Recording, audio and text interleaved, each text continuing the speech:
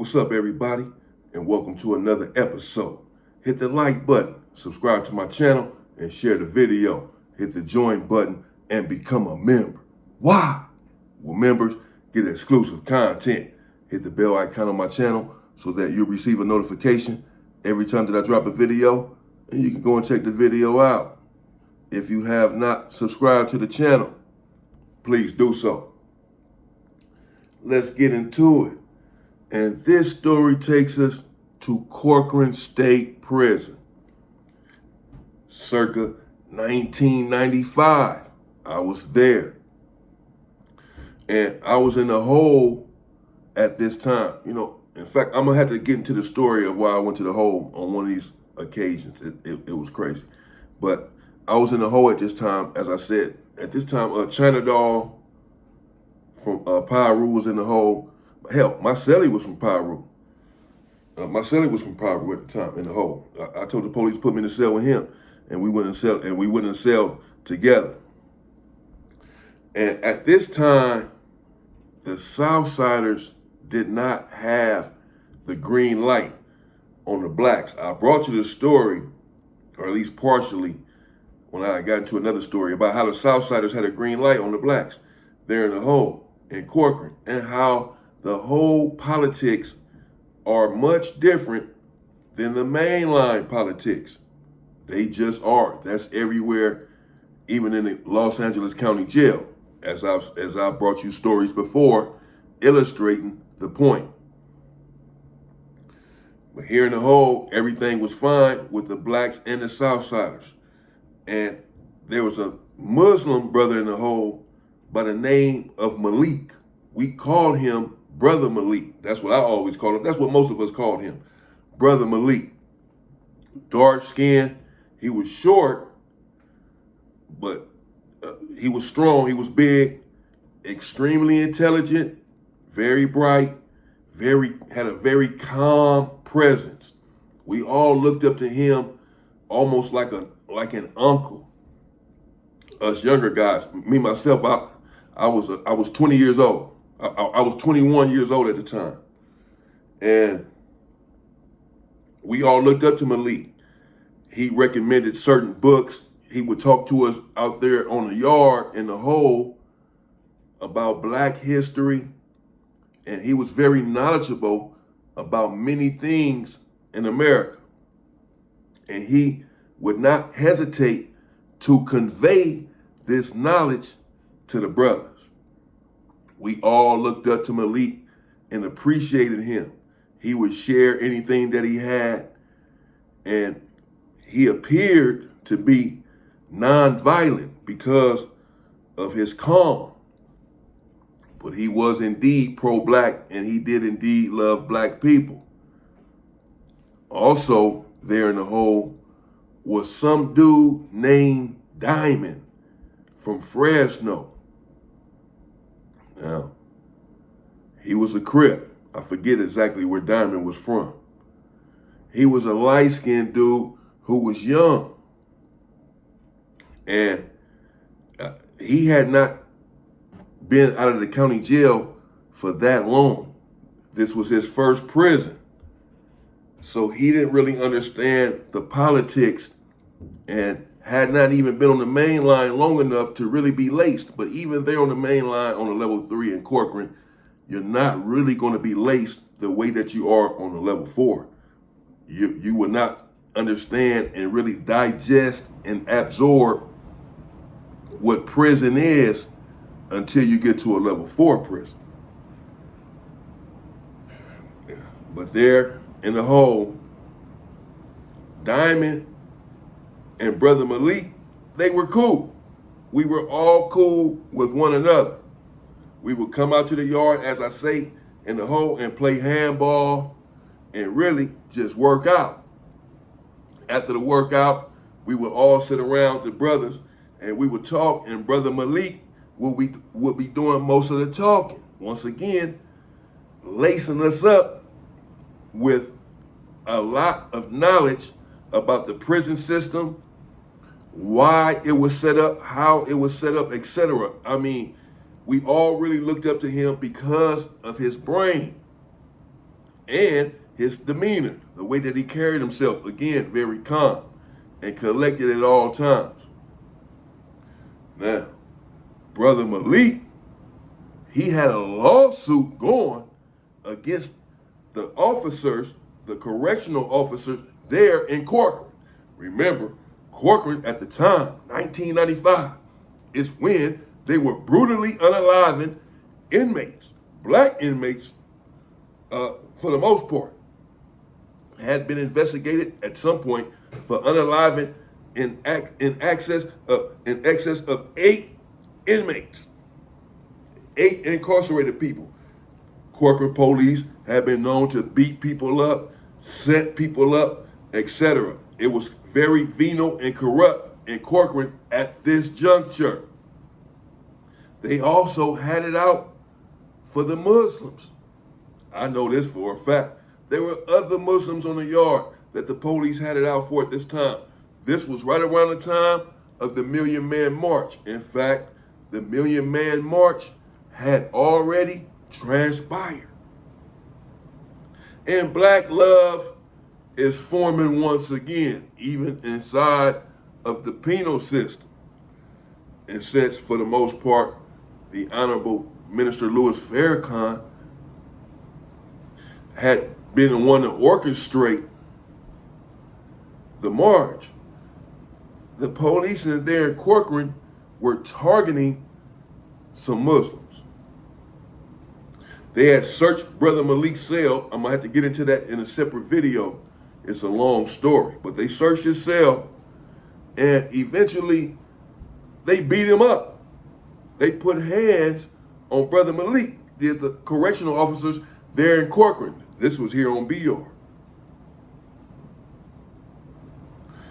After they put hands on him, they accused him of assault and put him in the hole. This is why he was in the hole. Brother Malik had a lawsuit going against the police there in Corcoran. He wanted retribution. He was pissed off with the police for what they had done to him, embarrassing him and physically abusing him. He had taken serious umbrage to that. He had no relationship whatsoever with the police there in the hole. He had filed a lawsuit. He had been in the hole for some time, and the lawsuit was beginning to come to fruition because the police there in Corcoran, again, were beginning to be investigated at any rate at this time. Their jig was about to be up. It was imminent. It was upon them to where some of them would have to answer for some of their dastardly deeds with unaliving and brutalizing, setting up fights with incarcerated people as if they're chickens involved in some sort of cockfight. And this was all coming to a head for the police there in Corcoran. So the fact that Brother Malik had filed this lawsuit saying that the police had brutalized him, well, the court system was not doubting that with everything that was coming out about the officers there in Corcoran. So he was about to settle the lawsuit. One day, he got into it with Diamond from Fresno, Crip. Malik did. Now, Malik is a man of few words when it comes to something like that. He doesn't talk outside of his cell. You'll never hear him on a tier. You wouldn't know he was there until it's yard time. Then he's out there working out strong. And then we sit down and we have conversations with him. We converse with him. And Malik was upset, come to find out, with Diamond, saying that Diamond was too familiar with the police, that he played with them too much and joked around with them, that he's in a hole and shouldn't be doing this. Now, this is a familiar story. Many people have gotten into it over this situation. Diamond is saying that Malik is just upset because the police beat him up. And you just don't want anyone saying anything to the police because you don't talk to them. Don't mean that we shouldn't have some sort of rapport with them, bro, to keep them off of our ass or whatever. We have a rapport with them. But you just hate them because of what they did, and that, you know, you a Muslim, they targeting you. I get that, but you can't run me. You can't run my program and tell me what to do. I'm not a snitch. I just talk to the police here and there. I've been here in Corcoran for a while. I'm cool with them or whatever. But Malik, he's not really buying it. Malik ends up sending me a kite down there to my cell, me and my cellie from Peru, and told us the situation. He explained it and said that he did not trust Diamond.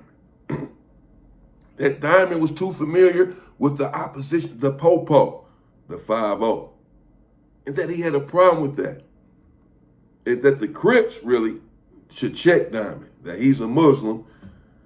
You know, he already hollered at him, but he's not listening to him.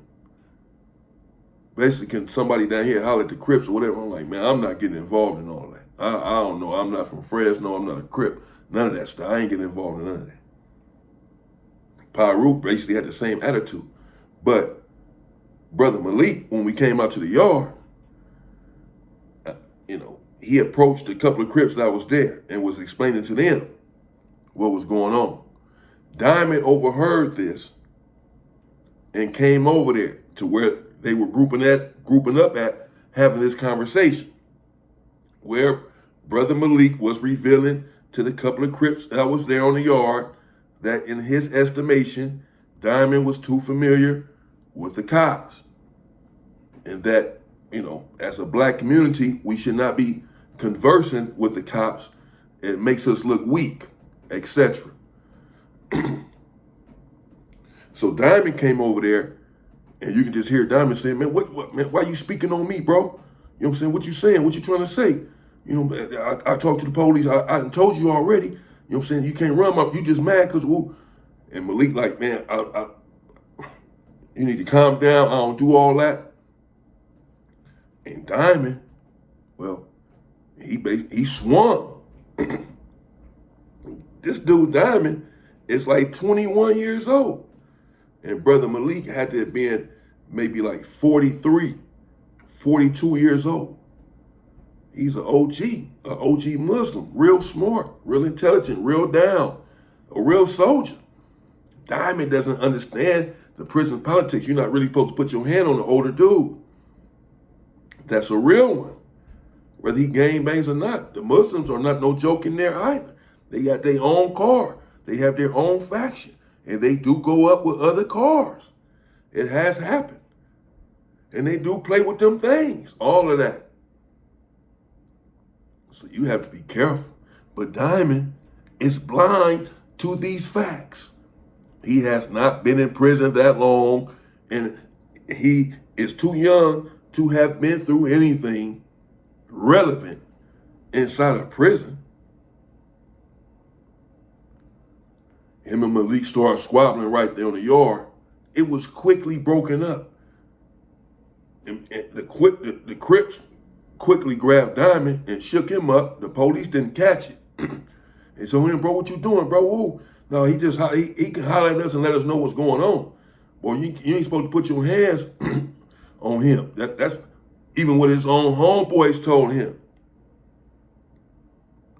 But Diamond, he's hot-headed. And now he's pacing the yard back and forth, steaming, turning red. I told you he's light-skinned. He turning red, turning pink, huffing and puffing, walking back and forth on the yard while Brother Malik is standing over there talking to the rest of us. And Brother Malik like, man, this dude tripping. He's still tripping. He didn't put his hands on me, you know. But when they squabbled up, Brother Malik like punched Diamond and pretty much sat him down on his pockets. And then they jumped in and broke it up. So Malik didn't lose. Brother Malik didn't lose the fight, so he's not upset or too upset. He's upset that Diamond put his hands on him. But he's willing to let it go. But Diamond is huffing and puffing on the yard, walking back and forth. Upset. letting everyone know that he's frustrated, that he's upset that they broke up the fight, etc. Like, he still wants some smoke. He still wants the funk. He hasn't let it go and is not about to let it go, apparently. Here at Yard Recall, when they come to get us and handcuff us to send us back to to escort us back to our cell, again, we're here in Ad Seg in the hole. Ad Seg is administrative segregation. That's the hole. They cuff up one, or if you have a cellie, cuff both of y'all up and take you out, escort you, then come back and cuff up the next person. And so at some point, they cuff up Brother Malik before they cuff up Diamond. And when they cuff up Brother Malik, Diamond essentially comes out of nowhere and throws urine. Somewhere he done went over here in the midst of everything, used the bathroom, put it in a little cup, a little carton, and had it stashed, and was plotting and waiting on this the whole time. He had sinister machinations.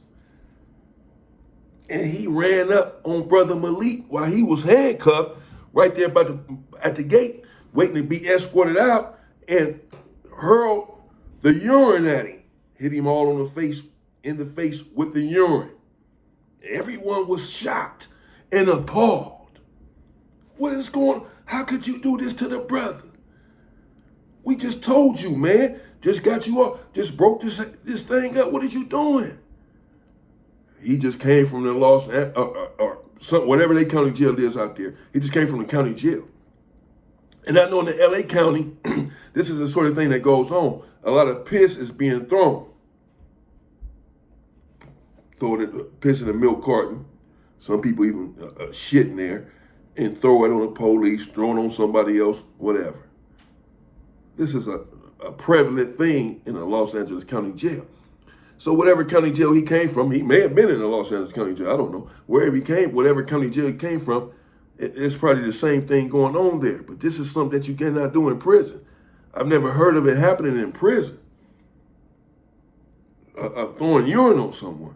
This is not the county jail. You cannot do that. You're going to be in trouble. Big time. And after that, everybody went back to their cells. The police, even though he did it right in front of the police, they didn't do nothing about it. I told you, they're corrupt. They ain't write it up or none of that because they don't like Malik, Brother Malik. They was happy that it happened to him.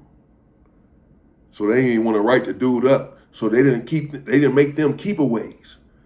They didn't make it to where they're enemies. Once you have a fight with someone there in prison or something like that transpires, they're going to make you and put paperwork on you and make you an enemy to one another.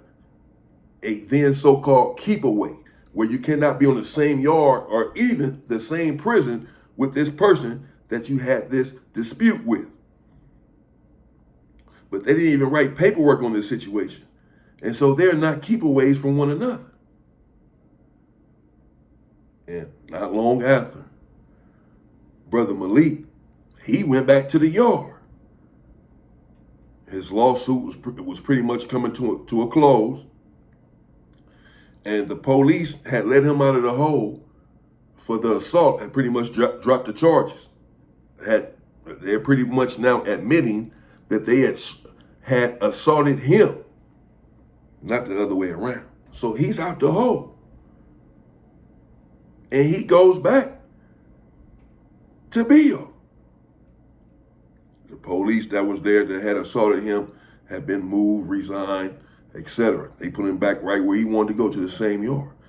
I went to B-Yard about 3 weeks later. Brother Malik, we was both in 3 block. He was there in 3 block when I got over there.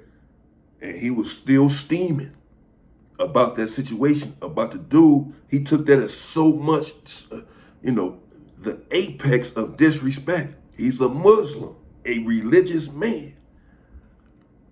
And to have someone disrespect him like that, to throw urine upon his face, is really unforgivable as far as he's concerned. And he was saying then, I understand he's a Crip and all that. And understand that whatever happens in the whole, it stays there. That's the whole politics that's different than the main line. But boy, there's no way I can let that go, young bro. I told him, shit, I understand. I get it. Even though the whole politics is different. He said if he came on the main line, he could not let that go. And after being in the building, me and Malik for about a month, well, shockingly or maybe not so shockingly, and walked in Diamond from out of the hole. Came right into our building. Came right into 3 Block. Why? Because prison is a small world. It's a small world out here even. But prison is most certainly a small world, and anything you do can and will be held against you. Anything you say can and will be held against you, and it will also follow you. You will not escape it. Maybe temporarily, momentarily, but not permanently. It will catch up to you. The things that you do in life, period. That's the lesson here. And came walking in Diamond, a Fresno Crip, probably thinking that he's protected under the Crip umbrella. I'm sure not knowing at this time that Brother Malik, well, he's here in the building and he's lurking. And eventually he found out that Diamond had just came into the building. And well, I'm just going to say now that all hell, well, it did indeed break loose. I'll bring you that in part 2. What did Brother Malik do when Fresno Crip, light-skinned / pink guy Diamond came into the building? Spoiler alert, it got bloody. I'll be back. In the meantime, stay free, people.